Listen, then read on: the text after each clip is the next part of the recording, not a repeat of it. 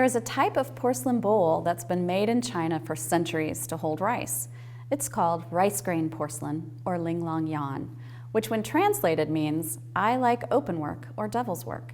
It was called this because it appeared to be so intricate that no mortal could have accomplished such a task. When the potter made the bowl, he or she made many tiny openings in the porcelain by piercing through the clay. When the pot was glazed, the traditional celadon glaze melted and filled up the openings, leaving tiny windows of glass. This is a nice example of one of the simpler handmade linglong yan rice bowls. If you look closely, it's easy to see the tiny windows of glass that were created when the glaze filled the piercings. These were done in a shape that resembles a grain of rice. When making a modern version of traditional rice grain porcelain, the vessel can be made in a variety of ways. These examples are thrown on the potter's wheel, and these are made out of soft slabs of clay. Other options could be pinching or coiling a bowl or cylindrical form. I'm using a white clay body. Technically, porcelain is defined as a white body that's usually translucent and made most predominantly of kaolin. For our purposes, this white stoneware will look most similar to an actual porcelain once it's fired. However, if there's no kiln available, a white air dry is also a great option. I've started with about 2 pounds of clay that I've rolled into a uniform slab, and I want to add patterning to my slab first using texture mats, stamps, or rollers. This is just plain old cornstarch, and a slight dusting of cornstarch on the surface of your slab will just help release any of the mats or stamps that you're using so that they stick less to the clay.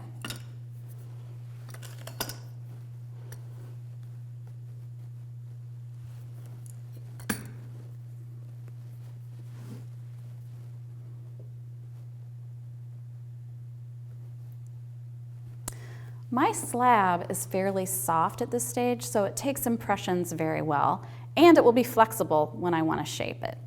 So after all the patterning is done, I'm going to cut my slab into a slightly rectangular shape, and the only really important edge is this bottom edge. You can use a ruler here if you want to, but this edge needs to be straight across so that it will stand when we stand it up later. And if you want natural edges on the sides or the tops, you can leave those, or you could cut geometric pattern into the top like this roof line.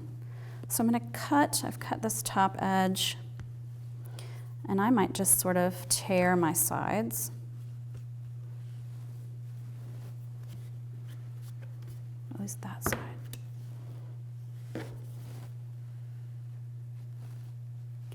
So next I'm going to do some piercing through my flat slab. And there are lots of options to use for piercing tools. Now these are actual hole cutters. They come in all different sizes. These are clay cutters. I've got a dowel rod that can just pierce a nice hole.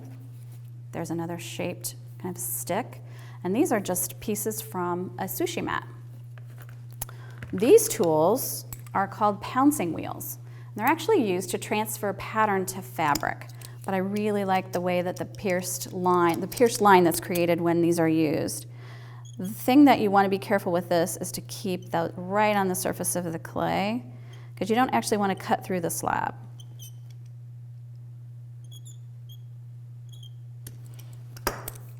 And don't worry at this point if all of your piercings don't go all the way through, because when we stand this up, we can clean any of those up. So these clay cutters are kind of nice. They come in all different shapes and sizes, ovals, circles, squares, and they've got these little plungers. So if you use them to cut, it'll push out the clay once you've cut through it. So dowel rod might make some holes along this top edge here. And you notice that I'm pushing all the way down onto the canvas. Now, if you wanted to, you could put newspaper under here, a little bit of padding, some Wonder Foam, just so that those piercings would go all the way through. But like I said, once we stand it up, we can clean these up. So once I'm done, once I've got all my patterning and my piercing done, I'm going to flip my slab over, and then I'm going to do some scoring and slipping. Now clay is tricky, and experience will tell you when it is soft enough to bend without breaking, you know, when it's gotten too hard. So you just want to make sure that it's still going to be flexible but won't crack. So I'm scoring on one side of my slab. That just means scratching. I've got this great toothed rib that I like to use for that. You could use a fork, a needle tool, and then I'm adding slip. So that's just water with a little clay in it. And at this point, it does help if you have a form to roll your slab around. You could use a rolling pin, you could use a cardboard tube like this oak container. So all I'm going to do is pick up one side, one edge of my slab, and roll it. I'm going to make this a little bit loose, but once I hit the area that I've scored and slipped, I'm just going to press that together.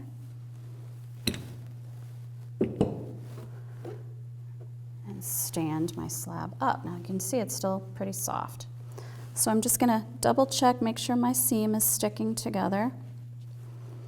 And at this stage, you can let it set up a little bit more, let it get even more leather hard, then you can smooth out any of these top edges that you need to. So if you have any holes that need to be re-pierced, you can do them while it's standing. And for a thrown form, you just want to wait until the piece is leather hard. I've made these little stamps. And at the leather hard stage, it's very easy to pierce through. I'm just supporting the inner wall with my fingers and piercing right through. So these are all small enough that they're going to get filled up with glaze when I'm done. So I do want to talk a little bit about color options for this project. So many of these examples have been glazed with some beautiful celadons. They come by the pint or in class packs, and they just brushed on 2 to 3 coats and fired to cone 5, 6. Their piercings are small, the glaze will fill them in and create a coating of glass over the openings.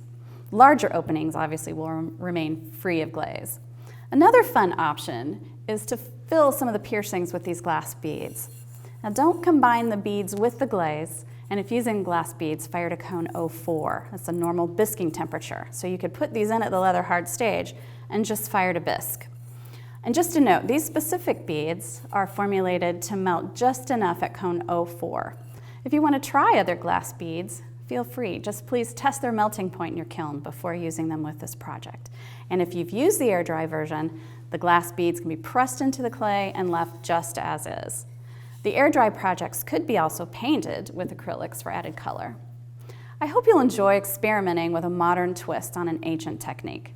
For a materials list and PDF of this lesson plan, please visit dickblick.com.